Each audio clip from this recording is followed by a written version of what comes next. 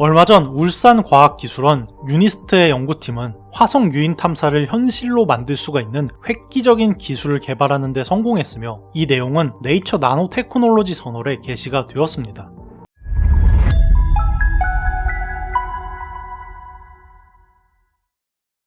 최근에 일론 머스크가 스타쉽을 2026년 말에 화성으로 발사시킨다는 계획에 이어서 나사도 2030년대에 유인 화성 탐사를 진행한다는 계획을 밝히는 등 공상과학에서만 봤던 화성 유인 탐사가 현실이 될 가능성이 높아지고 있는데요.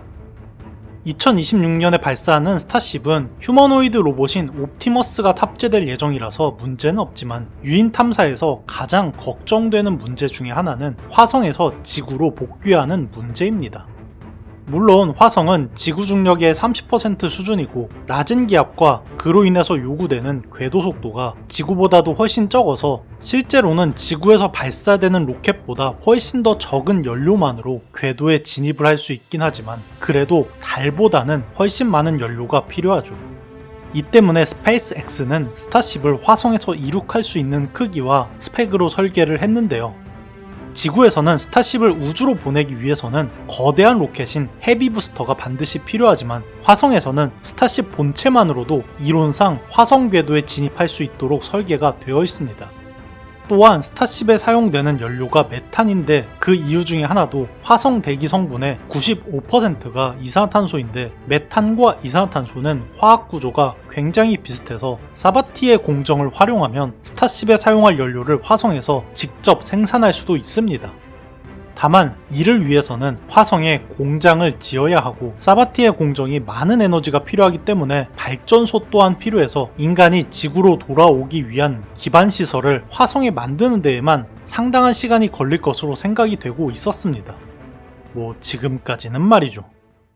얼마 전 울산과학기술원 유니스트의 연구팀은 화성 유인 탐사를 현실로 만들 수가 있는 획기적인 기술을 개발하는 데 성공했으며 이 내용은 네이처 나노테크놀로지 저널에 게시가 되었습니다. 영상 초반부에 설명한 것처럼 사바티의 반응을 이용하면 이산화탄소를 메탄 연료로 바꿀 수는 있지만 사바티의 반응의 가장 치명적인 단점은 에너지 소모량이 너무나도 크다는 것입니다. 사바티의 반응은 최소 섭씨 300도 이상의 고온과 10기압 이상의 고압이 필요한 고온 고압 공정이기 때문에 이산화탄소를 포집한다고 해도 메탄 생산을 목적으로 하기에는 효율이 너무나도 낮습니다.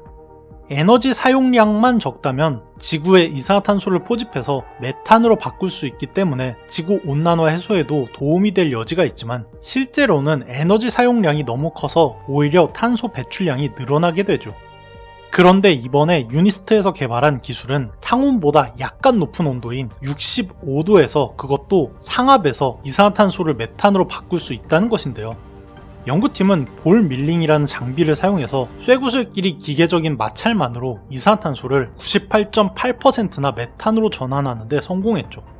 사바티의 반응보다 훨씬 더 적은 에너지로 메탄을 생산할 수 있는데도 메탄 전환율마저 98.8%라는 엄청난 효율을 보여주는 기술이라는 것입니다. 이게 획기적인 이유는 만약에 이산화탄소 배출량이 굉장히 큰 공장에서 배출이 되는 이산화탄소를 이 공정을 통해서 메탄을 만들어서 판다면 판매되는 메탄의 수익금으로 메탄을 생산하는 비용을 어느 정도 충당 가능한 수준이기 때문에 상용화만 되면 지구온난화를 늦출 수 있는 획기적인 기술인 것입니다. 거기에다가 화성 유인 탐사에서 굉장히 유용할 수도 있는데 화성은 대기의 95%가 이산화탄소이기 때문에 화성에 태양광 패널만 몇 개 깔면 그 에너지만으로 화성에서 지구로 귀환하는 데 필요한 메탄 연료 정도는 쉽게 생산이 가능하다는 것입니다. 물론 수소도 필요하고 만들어진 메탄 연료를 액화하고 액화산소로 만드는 데에는 여전히 많은 에너지가 필요하긴 하지만 적어도 화성에서 지구로 귀환하는 데 사용하는 연료는 어디서 구하냐 하는 문제는 해결된다는 것입니다. 화성은 대기의 95%가 이산화탄소일 뿐 아니라 극지방에는 고체 이산화탄소인 드라이아이스가 우주에서도 보일 정도로 많이 쌓여있기 때문이죠. 연구팀의 이번 연구가 가능했던 이유는 쇠구슬을 충돌시킨다는 단순해 보이는 공정 과정에서 화학 결합이 깨질 수 있다는 점 덕분이었는데요. 연구팀은 산화 지르코늄 촉매와 니켈 촉매를 활용했는데 볼 밀링 장치에서 쇠구슬이 충돌하면 그 마찰 에너지로 산화 지르코늄에서 O2가 떨어져 나오면서 그 자리에 이산화탄소 포집이 되게 되는데, 이때 쇠구슬끼리 강하게 충돌하면 순간적으로 고열과 압력이 발생하면서 그 이후에는 사바티의 반응으로 메탄이 생성이 되는 것이죠. 중요한 건 이 방식을 사용하면 전체적으로 고온 고압을 형성할 필요 없이 65도 정도만 가열하면 쇠구슬이 충돌하는 순간 발생하는 마찰열만으로 사바티의 반응이 유도가 돼서 훨씬 적은 에너지가 들어간다는 점입니다. 현재 지구 온난화 해결에서 가장 중요한 대기 중에 이산화탄소 농도를 낮추는 기술 중에 탄소 포집 기술 같은 경우에는 포집한 이산화탄소를 지하에 저장하기 때문에 이산화탄소를 포집하고 저장하는 에너지가 그대로 소모되어 사라진다는 문제가 있지만, 유니스트 연구팀의 기술은 이산화탄소를 다양하게 사용되는 연료인 메탄으로 바꾸기 때문에 탄소 포집보다 훨씬 유용할 가능성이 있습니다.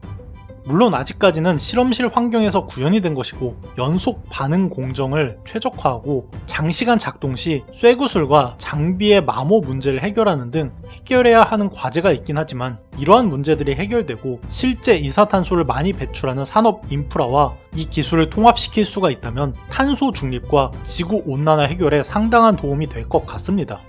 최근에 국제사회에서는 전쟁이나 환경오염 등 다양한 문제가 있지만, 지금까지 언제나 인류는 해결이 불가능해 보였던 문제들을 극복을 해왔고, 우리의 문제점을 해결할 수 있는 과학기술을 연구하는 이런 사람들이 있어서 인류의 미래는 긍정적이라고 생각이 되네요. 그럼 이만.